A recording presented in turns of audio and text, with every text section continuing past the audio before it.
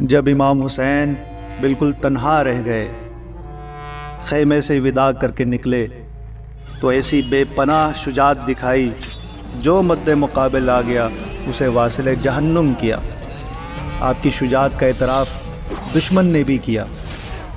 فوج یزید کا وقائع نگار حمید ابن مسلم کہتا ہے، خدا کی قسم میں نے کبھی دشمنوں کے نرغے میں گھرے ایسے شخص کو نہیں دیکھا جس کا سارا گھرانہ اس کی آنکھوں کے سامنے قتل ہوا ہو، اور پھر حسین جیسا شجاع، ثابت قدم، مطمئن اور جری ہو۔ حالت یہ تھی کہ چاروں طرف سے پیادے ان پر حملہ کرتے، مگر جب امام حسین تلوار سونت کر ان پر جوابی حملہ کرتے تو وہ اس طرح بھاگ کھڑے ہوتے جس طرح بھیڑیے کے حملے کے وقت بکریاں بھاگ جاتی ہیں۔ حالانکہ ان کی تعداد 30,000 تھی، مگر جب امام ان پر حملہ کرتے تو ان کے سامنے سے یہ لوگ ٹڈیوں کی طرح بھاگ کھڑے ہوتے۔ یہ حمید ابن مسلم کے الفاظ تھے۔ جب یہ صورتحال شمر نے دیکھی تو اس بدبخت نے ایک مذموم چال چلی۔ وہ ایک فوج کا دستہ لے کر اہل حرم کے خیموں کی طرف غارت گری کے لیے متوجہ ہوا۔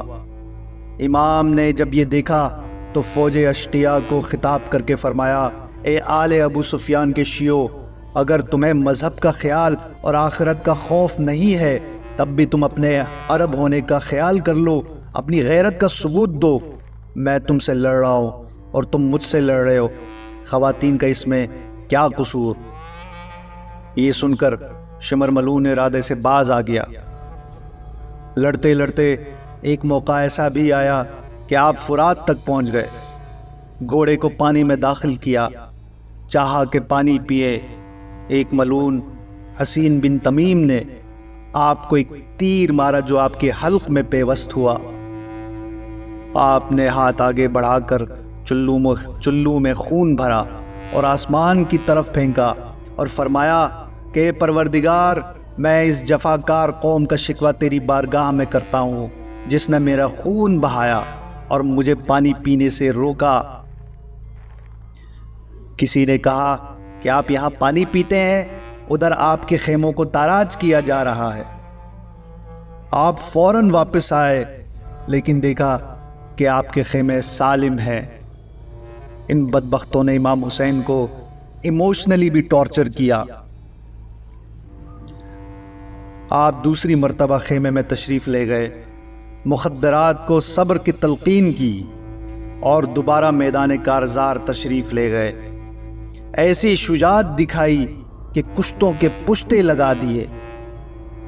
یہ صورتحال دیکھ کر شمر نے تیر اندازوں کو تیر چلانے کا حکم دیا۔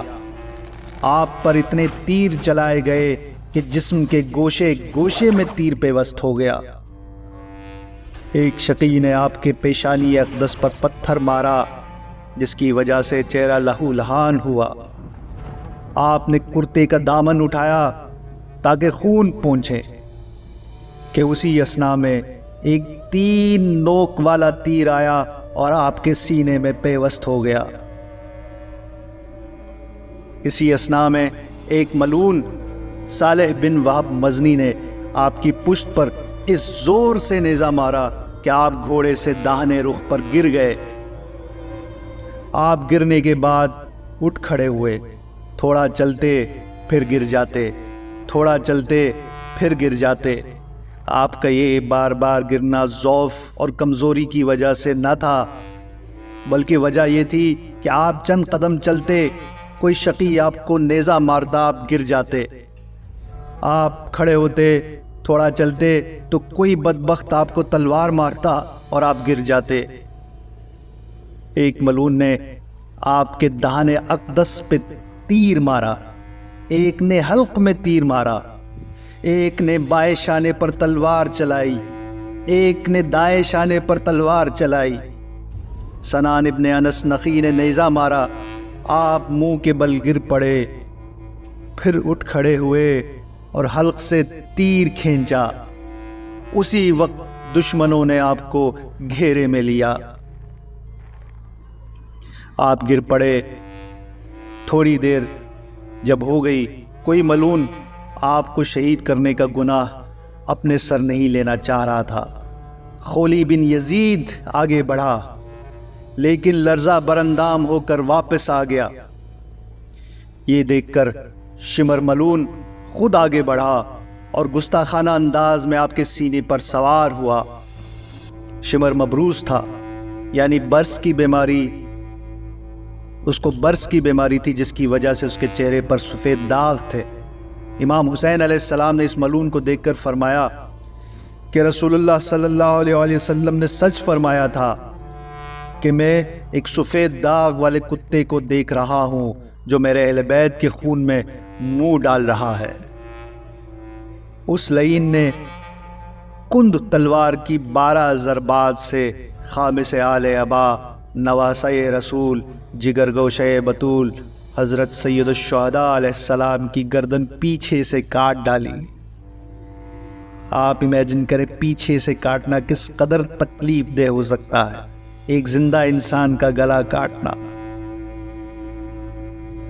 آپ کے باوفا گھوڑے نے آپ کے خون سے اپنی پیشانی تر کر لی اور واپس خیمے میں پہنچا۔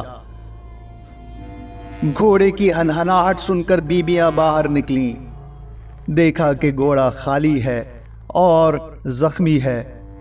یقین ہو گیا کہ امام علی مقام شہید ہو چکے ہیں، اور بیویوں نے گریہ و بکا کیا۔